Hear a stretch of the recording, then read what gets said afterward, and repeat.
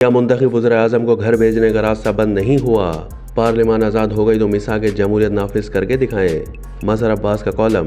Senior صحافی مظہر عباس اپنے تازہ ترین کالم میں 26ویں آئینی ترمیم پر اپنا تجزیہ پیش کرتے ہوئے لکھتے ہیں کہ ہماری پارلیمانی تاریخ پر نظر ڈالیں تو اندازہ لگانا مشکل نہیں کہ طاقت کا سرچشمہ کون ہے۔ اس ملک میں جہاں طاقت ہے وہیں اقتدار، چاہے برسر اقتدار کوئی بھی ہو۔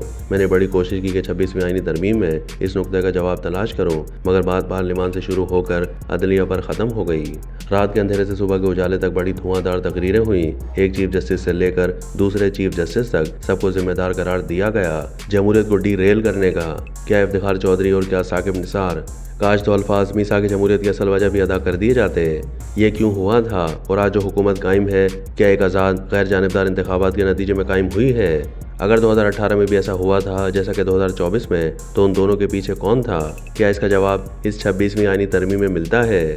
مظہر عباس نے شہباز حکومت اور اس کی سب سے بڑی اتحادی جماعت پاکستان پیپلز پارٹی کو آڑے ہاتھوں لیتے ہوئے لکھا ہے کہ جمہوریت کے چیمپئن میں سے کسی کی زبان سے یہ سننے کو نہیں ملا کہ اس ملک میں آج تک آئین کے آرٹیکل 6 پر عمل کیوں نہیں ہو سکا۔ نہ جنرل ضیاء کا ذکر، نہ اس کے دور کی ترامیم کا، نہ ہی جنرل پرویز مشرف، نہ ہی 17ویں آئینی ترمیم کا جس نے مشرف کے دور کے اقدامات کو تحفظ دیا۔ بات 58(2)B کی جس نے 3 سابق وزیر اعظم کو گھر بھیجا، محمد خان جنیجو، محترمہ بینظیر بھٹو اور میاں نواز شریف۔ مگر حضور یہ بھی تو بتاتے کہ ہر مرتبہ جب کسی وزیر اعظم کو گھر بھیجا گیا تو پہلا خیر مقدمی بیان کس کا آتا تھا؟ 1954 سے لے کر آج تک اگر اس ملک میں جمہوری نظام ڈی ریل ہوا ہے تو اس کی ذمہ داری طاقتور اسٹیبلشمنٹ اور عدلیہ کے کٹ جوڑ کو تو دی جا سکتی ہے، محض ایک ادارے کو نہیں، اور جس کی سہولت کاری میں اس وقت کی سیاسی قوتیں رہی ہیں۔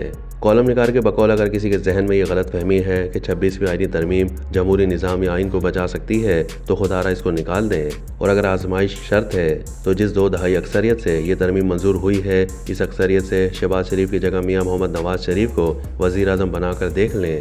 مظہر عباس نے 26ویں آئینی ترمیم کا اصل مقصد بیان کرتے ہوئے لکھا ہے کہ بات بہت سادہ سی ہے۔ اس ترمیم کو لانے کی ڈیڈ لائن 23 اکتوبر تھی، وگرنہ اتنی جلد بازی 18ویں ترمیم میں تو 9 مہینے لگ گئے تھے، اور ظاہر ہے اس کی بنیادی وجہ موجودہ چیف جسٹس قاضی فائز عیسیٰ کی رخصتی اور جسٹس منصور علی شاہ کی بحیثیت چیف جسٹس تقرری تھی۔ قاضی صاحب کو میں یہ کریڈٹ ضرور دوں گا کہ انہوں نے سابق چیف جسٹس عمر عطا بندیال کی طرح نہ 184(3) کا استعمال کیا، نہ ہی ہر سماعت میں من پسند بینچ تشکیل دیا۔ البتہ ان کا سب سے بڑا متنازع فیصلہ بہرحال وہی کہلائے گا جس کے نتیجے میں ایک سیاسی جماعت سے اس کا انتخابی نشان واپس لے لیا گیا ہو۔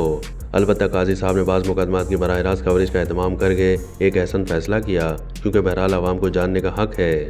کالم نگار اپنا تجزیہ پیش کرتے ہوئے مزید لکھتے ہیں کہ 26ویں آئینی ترمیم کے دوران اسلام آباد سیاست کا مرکز بنا رہا۔ اس میں سب سے زیادہ متحرک 2 ہی شخصیات نظر آئیں، ایک پاکستان پیپلز پارٹی کے چیئرمین بلاول بھٹو اور دوسرے جمعیت علماء اسلام کے سربراہ مولانا فضل الرحمان۔ مگر ایک اہم ترین شخصیت جو منظرنامہ سے دور رہی وہ ہے پشتون ملی عوامی پارٹی کے سربراہ محمود خان اچکزئی، جو اس تقریباً نامعلوم 6 جماعتی اتحاد کے سربراہ تھے جس میں پاکستان تحریک انصاف BLP یعنی مینگل بھی تھے۔ اس پورے پروسیس میں PTI سیاسی طور پر کمزور نظر آئی۔ اس نے اپنا سارا وزن مولانا کے پلڑے پر ڈال دیا اور آخری وقتوں میں وہ اسی پر مطمئن ہو گئے کہ اس ترمیم سے کچھ متنازع شکیں نکال دی گئی ہیں، اور بس انہوں نے ووٹ نہ ڈالنے پر اکتفا کیا۔ رہ گئی بات مسلم لیگ نون اور پاکستان پیپلز پارٹی کی، تو اس ترمیم سے کم از کم ان کو وقتی سکون شاید حاصل ہو جائے اعلیٰ عدلیہ کی طرف سے، مگر ہماری پارلیمانی تاریخ کچھ اور بتاتی ہے۔ مظہر عباس نے 3 مثالیں پیش کر کے سمجھانے کی کوشش کی کہ اصل مسئلہ اعلیٰ عدلیہ یا چیف جسٹس کا نہیں ہے۔ پہلی مثال یہ ہے کہ صدر major general retired Iskandar Mirza نے اپنی کابینہ میں اس وقت کے army chief general Ayub Khan کو وزیر دفاع بنایا اور پھر اکتوبر 1958 کو مارشل لا بھی لگا دیا، اور 2 ہفتے کے بعد ایوب خان نے مرزا صاحب کو گھر بھیج دیا۔ دوسری مثال ذوالفقار علی بھٹو کی، اپنے تئیں کمزور جنرل ضیاء الحق کو 7 جنرلوں پر ترجیح دے کر چیف لگایا، اور پھر انہی موصوف نے 5 جولائی 1977 کو نہ صرف مارشل لا لگا دیا بلکہ 2 سال کے بعد اپنے ہی محسن کو پھانسی بھی دے دی۔ تیسری مثال جنرل پرویز مشرف کو 3 جنرلوں پر ترجیح دے کر سابق وزیر اعظم نواز شریف نے آرمی چیف لگایا، اور سال بھر میں ہی مشرف صاحب نے یہ احسان اتار دیا 12 اکتوبر 1999 کو۔ اب ان تینوں حضرات کو اپنے غیر آئینی اقدامات کو تحفظ دینے کے لیے من پسند عدلیہ اور چیف جسٹس لانے پڑے۔ جس نے اس عمل کا حصہ بننے سے انکار کیا وہ گھر گیا۔ اسی لیے تاریخ آج ان ججوں کو اچھے الفاظ میں یاد کرتی ہے۔ مظہر عباس نے سیاستدانوں کو خبردار کرتے ہوئے حیران کن پیش گوئی کی ہے کہ اس 26ویں ترمیم ایسا کوئی تحفظ عدلیہ کو حاصل نہیں कल जब किसी वजीर आजम को घर भेजना होगा तो याद रखें इसी तरह के आईनी बेंच के जरिए भेजा जाएगा और यही बेंच इस पूरे अमल को आईनी और कानूनी भी कहेगा। वजीर आजम शहबाज शरीफ कहते हैं कि आज पार्लियामान आज़ाद हो गई। अगर ऐसा है तो वो बिलावल भुट्टो के साथ मिलकर मिसाक जमहूरियत को मुकम्मल तौर पर नाफिज करके दिखाएं। कॉलम निगार के मुताबिक 26वीं तरमीम को मंजूर कराने और इत्तेफाक राय पैदा करने के इस पूरे अमल में अगर कोई जमात सबसे कमज़ोर नज़र आई तो वो मुत्तहिदा कौमी मूवमेंट पाकिस्तान थी। तसव्वुर करें मौलाना फजलुर रहमान 13 सीटों पर मरकजी लीडर नजर आए और शायद बिलावल ज़िंदगी में मौलाना के पास इतनी बार नहीं गए होंगे जितने पिछले एक हफ्ते में गए। और दूसरी तरफ MQM 22 सीटों के साथ बेबसी की तस्वीर है।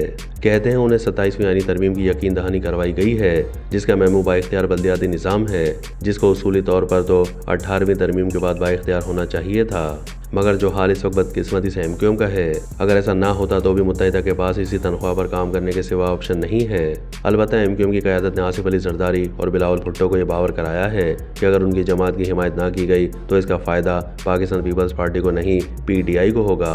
कराची और हैदराबाद में कॉलम के इख्तिताम में मज़हर अब्बास ने लिखा कि मिसाक जमहूरियत यकीनी तौर पर बेनज़ीर भुट्टो शहीद का ख्वाब था, मगर वो अब तक ख्वाब ही है। अगर यकीन नहीं आए तो बिलावल और नवाज शरीफ इसको दोबारा पढ़ लें और मिसाक के मुताबिक एक हक़ाइक़ कमेटी बना डालें। कारगिल पर ना सही जिसका जिक्र मिसाक में मौजूद है, सिर्फ कारकर्दगी पर बना डालें।